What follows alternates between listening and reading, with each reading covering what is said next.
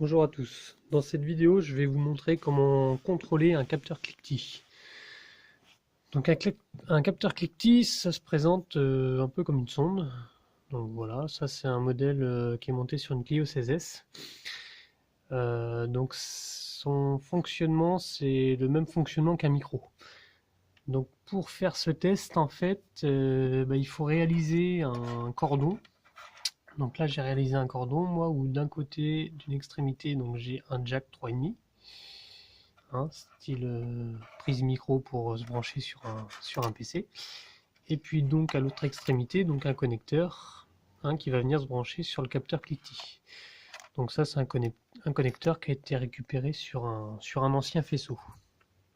Donc une fois que vous avez fait ce cordon là, vous utilisez, donc là moi j'ai installé le logiciel Audacity, donc qui va permettre d'analyser les sons du capteur cliquetis. Donc pour faire le test, c'est assez simple.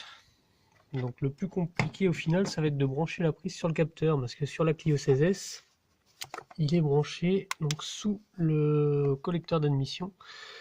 Donc on le voit à ce niveau-là en marron, tout dans le fond.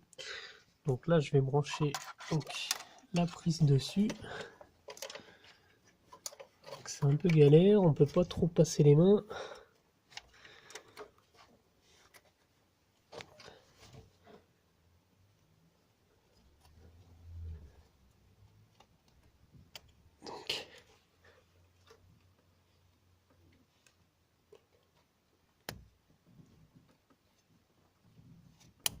Tac, donc là, elle est branchée sur le capteur.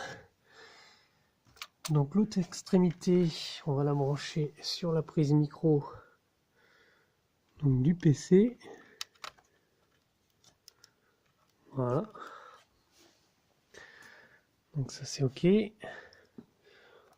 On va utiliser donc un objet pour tapoter sur l'admission, pour générer en fait un bruit.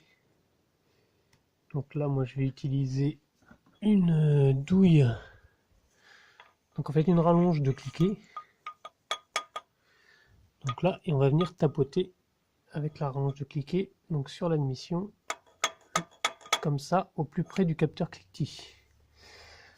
Donc là, je vais lancer donc le logiciel, on va le lancer en enregistrement. Hop, et là, on a une petite courbe qui apparaît. Donc là, la courbe est linéaire, il ne se passe rien puisque je ne génère pas de bruit sur l'admission. Donc là, je vais tapoter.